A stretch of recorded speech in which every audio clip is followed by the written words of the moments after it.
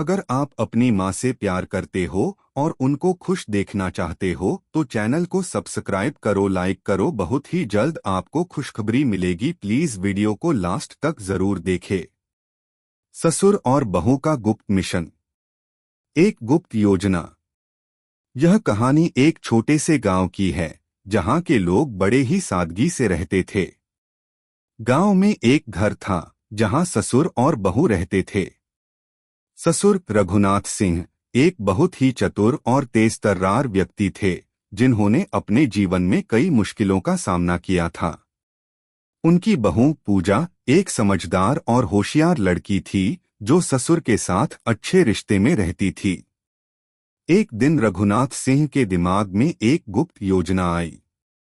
उनके गांव के पास कुछ लोग मिलकर अवैध धंधे चला रहे थे और रघुनाथ सिंह ने ठान लिया था कि इस बार वह उन सभी को उनके किए की सजा दिलवाकर रहेंगे। परंतु वह अकेले यह काम नहीं करना चाहते थे। उन्होंने पूजा से मदद मांगी। पूजा, रघुनाथ सिंह ने धीरे से कहा, मुझे तुमसे एक बहुत ही खास काम की मदद चाहिए। क्या काम है ससुर जी? पूजा ने उत्सुकता से पूछा। हमारे गांव के पास कुछ लोग अवैध व्यापार कर रहे हैं। उन्हें पकड़ने के लिए हमें कुछ खास कदम उठाने होंगे और इसके लिए मुझे तुम्हारी मदद चाहिए। पूजा को पहले तो यह थोड़ी अजीब बात लगी, लेकिन फिर उसने सोचा कि ससुर जी हमेशा सही काम ही करते हैं। बताइए मुझे क्या करना होगा? रघुनाथ सिंह ने उसे एक गुप्त मिशन के बारे में बताया। उन्हें विश्वास था कि अगर वह पूजा के साथ मिलकर इस योजना को अंजाम देंगे तो कोई भी उन्हें पकड़ नहीं पाएगा। योजना का जाल। रघुनाथ सिंह और पूजा ने मिलकर एक पूरी योजना बनाई। पूजा को एक खुफिया एजेंट की तरह काम करने का आदेश दिया गया। उसे गांव के कुछ लोगों में घुल मिलकर उनके बारे में जानकारी इकट्ठा करनी थी। वहीं रघुनाथ सिंह को बाहर से उन अपराधियों के बारे में और अधिक जानकारी हासिल करनी थी। दोनों ने अपनी भूमिका को समझा और कार्य प्रारंभ कर दिया।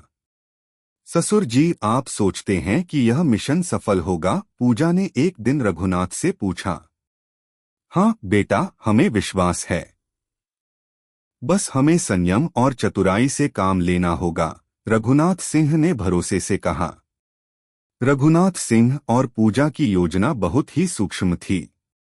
पूजा को इन अवैध व्यापारियों के विश्वास में घुलने के लिए थोड़ा समय चाहिए था।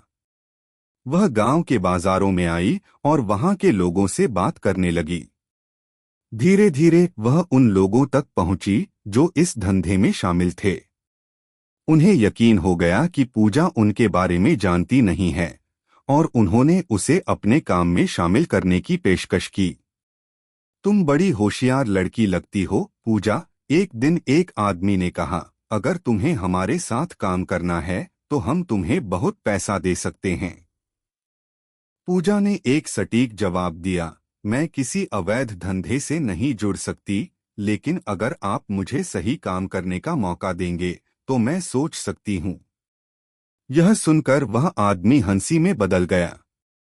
उसे लगा कि पूजा सिर्फ एक छोटी सी लड़की है, लेकिन असल में वह उसकी चाल समझ चुका था। पूजा के चेहरे पर एक मुस्कान थी जो उसकी योजनाओं को बिल्कुल स्पष्ट कर रही थी। ससुर जी का मास्टर स्ट्रोक।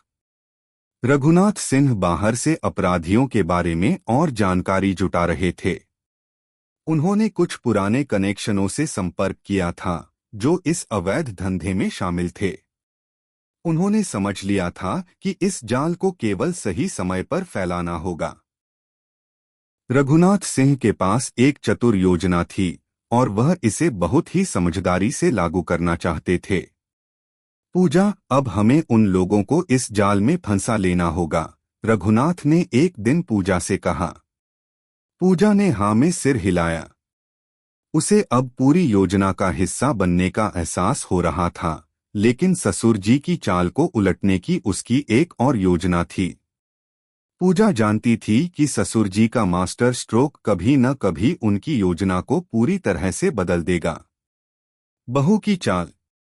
जैसे जैसे समय बीत रहा था, पूजा ने धीरे धीरे उन अपराधियों से और जानकारी इकट्ठा करना शुरू कर दिया। वह जानती थी कि अगर वह ससुर जी की योजना पर सही तरीके से काम करेगी तो वह सफलता हासिल कर सकते हैं। लेकिन पूजा की एक और योजना थी। वह चाहती थी कि ससुर जी अपने तरीके से सच्चाई का सामना करें, लेकिन वह चाहती थी कि यह काम उनकी मदद से नहीं बल्कि उनकी अपनी चालाकी से हो। ससुर जी, पूजा ने एक दिन रघुनाथ सिंह से कहा, मैंने उन लोगों से जो जानकारी इकट्ठा की है वह बहुत महत्वपूर्ण है। अगर हम सही समय पर सही कदम उठाएं तो हम उन्हें पूरी तरह से घेर सकते हैं। रघुनाथ सिंह ने उसके चेहरे पर हल्की सी मुस्कान देखी।